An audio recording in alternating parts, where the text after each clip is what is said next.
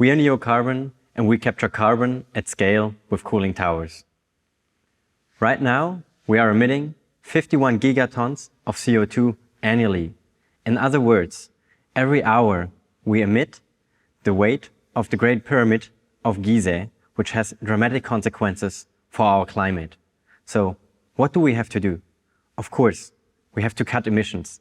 But that's just the first step, because there are some industries where we just can't cut emissions, like aviation or agriculture. For those industries, we have to remove 10 to 20 gigatons out of the atmosphere. But the problem is, the only industrial scalable solution that can do this is called direct air capture. But direct air capture is too expensive with 1,000 euros per ton. One huge cost driver for direct air capture is the fan infrastructure you have to build, because you have to create a gigantic airflow to make this technology possible. Imagine, only 1 out of 2,500 molecules is CO2. That's why you need this airflow. So we asked ourselves, how can we get this for free? And our solution is by retrofitting existing cooling towers. By using the existing airflow of huge cooling towers that already cool down industrial processes, we can cut the costs by 10x and achieve 100 euros per ton. And you find those cooling towers in nearly every industry, starting from the chemical industry, for example, at Bayer, BASF, or at Rheinmetall in the metal industry. In Europe alone, there are more than 300,000 towers that could perform direct air capture for a very low price point and could capture 1 gigaton of CO2 annually. We have strong demand from all stakeholders. So industries, they really want to cut their emissions due to the huge pressure they have, especially from regulations. Then on the other hand, you have CO2 consumers that really want to decarbonize their supply chain. And third stakeholder, the cooling tower manufacturers, they need future-proof technologies to have a competitive advantage in their market.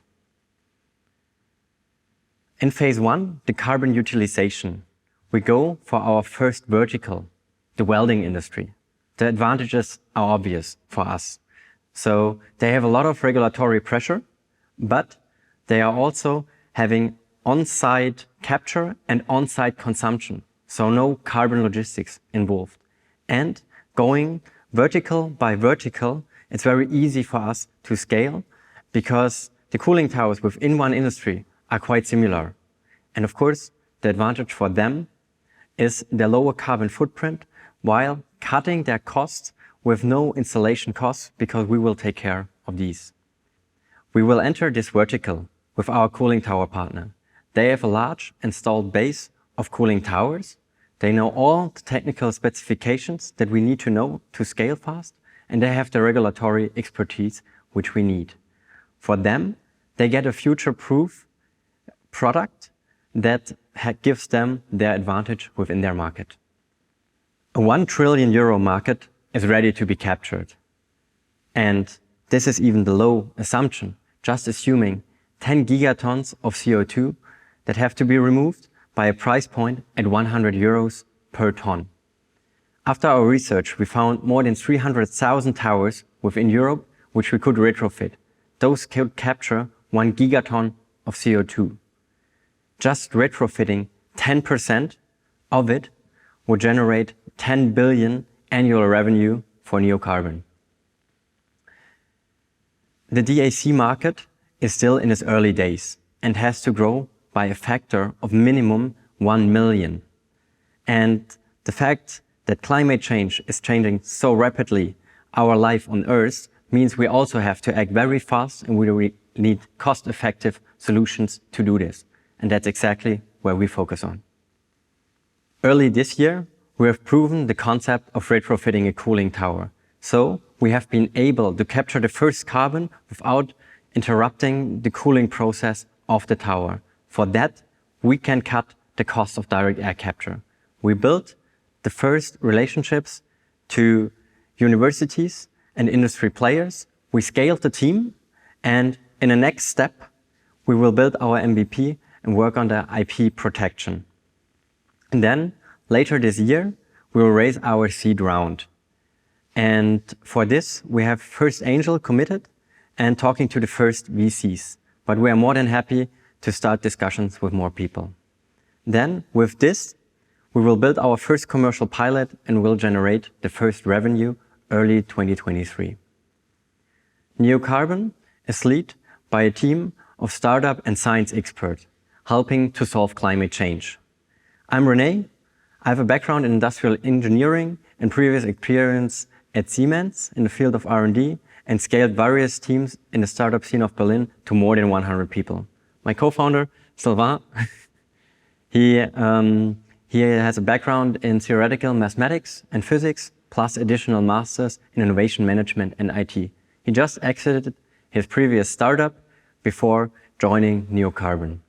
We are supported by our head of R&D, Andrew, who has a PhD in chemistry with a special focus on carbon utilization, plus 2 postdocs and industrial experience at Bilfinger.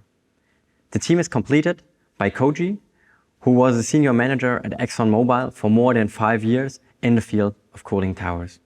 Thank you for your attention. And if you want to support us in solving climate change, feel free to reach out at any time.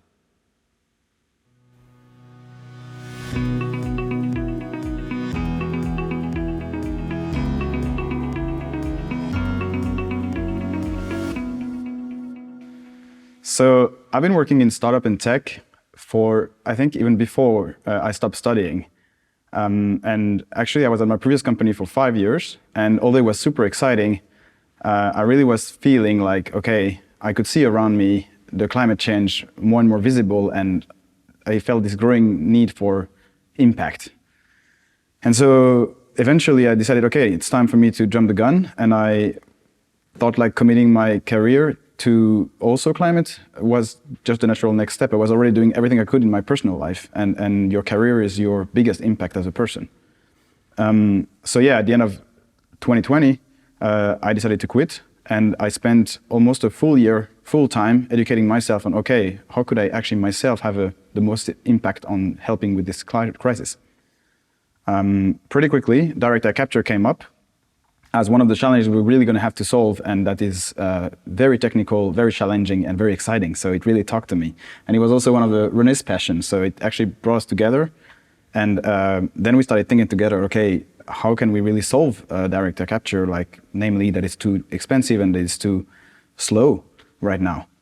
And basically, pretty quickly we thought like, okay, leveraging existing infrastructure instead of building things from scratch again, that just seems like a right thing to do. And especially for us, since it focused more on implementation and scaling, where we're quite good because we all both have an entrepreneurial experience, versus purely deep science innovation. So it was really the perfect fit for us, and definitely the perfect fit for me. Yeah, for me it was quite similar, but it even started a bit earlier. So I was always very passionate about running and sports in the mountains. And every summer I was in the Alps and doing my competitions there. And I saw those glaciers melting, and I told myself, yeah, someday I will do something about it.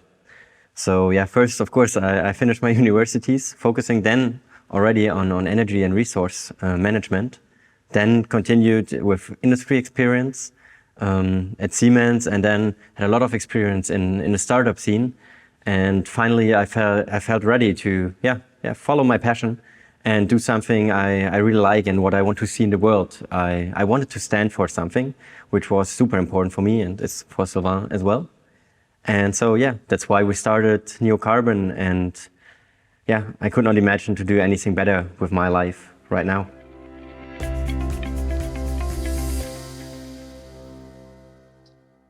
Well, to explain Neocarbon's product, first we have to explain a little bit how cooling towers work. So cooling towers, as we said, they're used in virtually every industry to cool things down, as the name implies.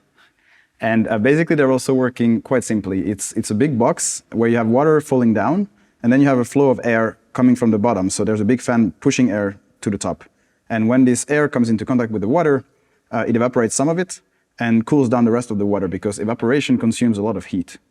And so, in fact, this large volume of airflows and this close contact with water is exactly perfect for carbon capture as well, because that's called the absorbent part of the process. the first thing you want to do is capture the CO2 that's in the air into the water. For this, we use a chemical that's completely non-hazardous, and that will just do that. Take CO2 and capture it into the water. Normally, that would be quite expensive, especially in terms of CapEx, because you have to build all of these things. But as you can see, in our case, we're basically just leveraging the existing cooling tower and its process. Then the second thing you want to do, obviously, is release this CO2 you just captured in a pure stream, and then send back the water and the chemical to capture more CO2.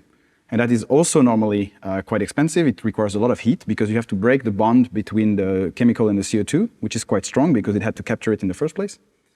But luckily for us, a cooling tower means lots of heat, and that means that we could leverage some of the heat of the industrial process. And in many cases, right now, they're kind of releasing heat into the atmosphere because they don't have a better use for it, so it's just wasted. And we can leverage this to really drastically bring down the OPEX as well of the carbon capture process. In some cases where the heat has been optimized and there's no such waste, we can also just use the hot water of the cooling tower that needs to be cooled down. It's obviously hot.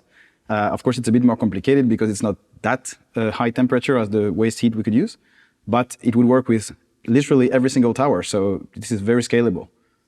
And all in all, you can see that basically what we do is we use untapped potential to both lower the CapEx and the OPEX of the direct air capture process, and that's how we can reach our quite unique cost effectiveness.